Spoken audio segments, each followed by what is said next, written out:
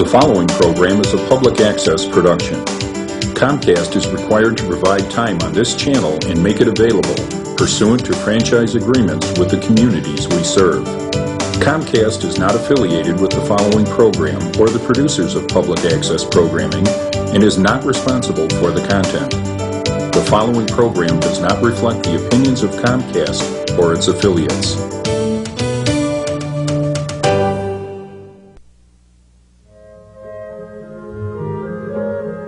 InnerQuest explores various pathways through which you can connect with the infinite wisdom of the universe and apply it to personal, professional, and spiritual growth.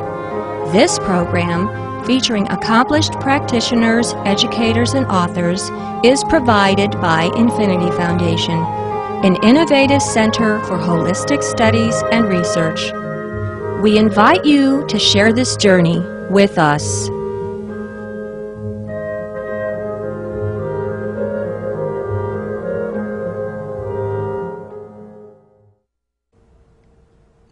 Hello, welcome to InnerQuest. My name is Jay Stone, your host for today, and our guest is Joshua Shapiro. Welcome, Joshua. Thank you very much, Jay. Pleasure to be here. Joshua is a crystal skull explorer. Joshua is also the chairman of the board for the World Mystery Research Center, co-author of 2 books, and working on a crystal skull feature film.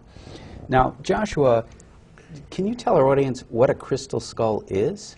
Well, if the camera will focus on our friends here, this is an example of what we call a quartz crystal skull. Are we talking about the big one here? Well, all of them are quartz crystal skulls. Oh, I see, but they're different colors. So it's different colors of quartz? Yes, like we have amethyst, we have smoky quartz, and we have rose quartz here. But also crystal skulls are being referred to other gemstones beyond quartz that are also being carved in the shape of a human skull. Mm-hmm. And with crystal skulls, there are 3 different types that we discuss in the crystal skull community. There's ancient crystal skulls, which are ones that were made like 2,000 years ago, 5,000, 10,000. We really don't know because there's no way to really date quartz crystal. And what cultures, what civilizations or countries were carving out crystal skulls? Well, the Mayans definitely are one of the few indigenous cultures in the world that definitely speak about the crystal skulls and have knowledge about it. But I've actually met some Native Americans too, not too many, but some that know about the crystal skulls, and also the Aztec. So Mesoamerican cultures primarily, but even I've heard an Aborigine in Australia also acknowledge the crystal skulls. So I think they're kind of a worldwide phenomenon. And why would anybody want to own a crystal skull or learn about a crystal skull? Jay, that is the $10 billion question. Okay. But I think what the answer is that from the research that we've done, I mean, the most simplest way I can explain it is when the crystal skull is brought to life, and we talk about in our new book, Journey of the Crystal Skull Explorers, which hopefully will be published in the near future. When you say we, did you write that with a co-author? Yes, my partner in Holland, Blue Arrow Rainbow, she was the co-author of the book. So what happens is in our research that we've done, we've actually measured that there's like an electromagnetic energy field that's around the crystal skulls. What do you use to measure the electromagnetic energy? Actually, there's 2 different ways to measure it. There are actual devices that are sensitive to electromagnetic waves, or the other technique we used that was very successful is what's called a meridian stress test system. It's a device that has electrodes that measures the meridian energy on the hands and the feet, and we're able to see the change when a person is in the presence of the skull. So you're thinking of possibly using the crystal skulls for healing? They have been used for healing. They've been used to develop one's spiritual gifts. They've affected people's dreams. Some people have visions. The big skull was around me when I wrote this new book, and it kind of helped to create a really nice environment for the writing. How many skulls do you own? Well, these are the ones that I have for right now, but within the last like 2 or 3 weeks I was gifted 2 new ones. One I didn't bring out yet because it's not quartz crystal, and I have no clue why my friend gave it to me. So I have to kind of work with it and check it out. Okay. And well, how do you work with the crystal that your friend gave you? What some people will do just with crystal skulls in general is they'll do a meditation, or what I like to do is, because see, they talk with me.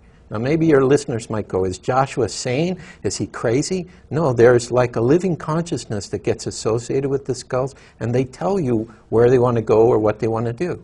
Like, for example, could I do this as an example, because this happens all the time? Sure, go ahead. This one says, please hand me to Jay. Okay. So while we're doing the interview, Jay, that one would like to be with you. Oh, okay. Okay, and that one, I just got its name when I was in LA. I was kind of meditating with music with it, and it's a strange name, but this is what I got. The King, the one who shows the way. Okay. So that's the name of the skull. But all the other ones here also have names. And you want to reveal introduce them? Okay. So right here, this little one, the rose quartz skull, is called Little Indian Princess, which is kind of named after Blue Arrow Rainbow. Now, is there different male skulls and female skulls? Yeah, this one is a female skull. This big one here has always been a male skull for me. However, 3 people in my last trip through the southeast of America said that it now has the energy of the womb from the Mother Earth. So now he has both a masculine and feminine energy. His name is Portal de Luz, or Portal of Light. This is Geronimo Golden Eagle Eye, which also was the favorite skull I had for an Indian chief from Missouri. And the last one is called Purple Starbright. So these are the 5 skulls that I've brought today. Is there a reason that this one's named Purple Starbright?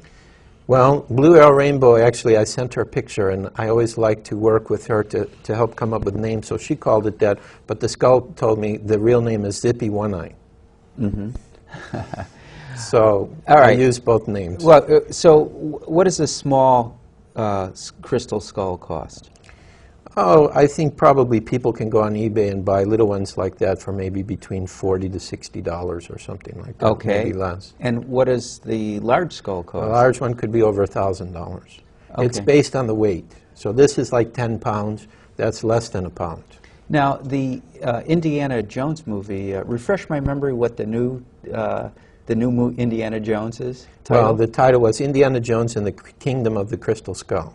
And were you involved in some way with that movie? No, actually, I wasn't directly involved with the movie itself, although that doesn't preclude that the writer of the film didn't get a hold of my book, the first one, Mystery of the Crystal Skulls Revealed, which you actually have a copy here. Yeah, let me just show this to the audience if Jen can get a shot of that. Right, this is the first book that we did back in 1988. Now, is there much interest in your book? Oh, yes. I mean, I have contact from people all over, and, you know, every time I travel, I bring a box and it's gone. Are there some countries where there's a greater interest in skulls than others? Yes. I've done a lot of work in Europe, and England is a very strong country for crystal skulls. And believe it or not, also Hungary.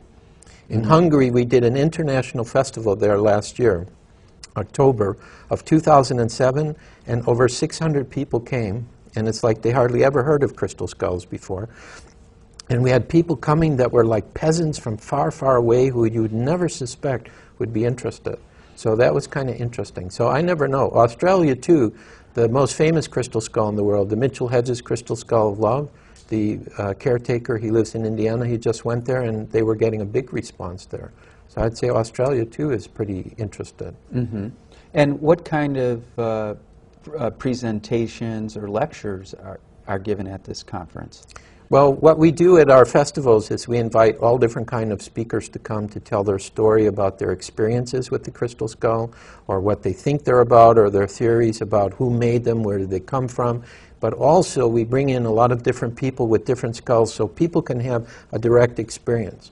Because, you know, if we had time to get into really in-depth some of my stories, which we get into in our new book, that hopefully will be out next year. Well, why don't you tell one story from your new book? Okay, a lot of people who watch this are very interested in the paranormal, so crop circles is one of the new things that people have become very interested in, whether they're real ones or, you know, are they being created by another intelligence. What we did is we took this big skull here, Portal de Luz, Portal of Light, we handed him to Blue Arrow Rainbow. She sat in the intersection. We were working with a crop circle researcher. She sat at the intersection of what are called 2 ley lines, energy lines from the earth. And what happened is she started to do a meditation.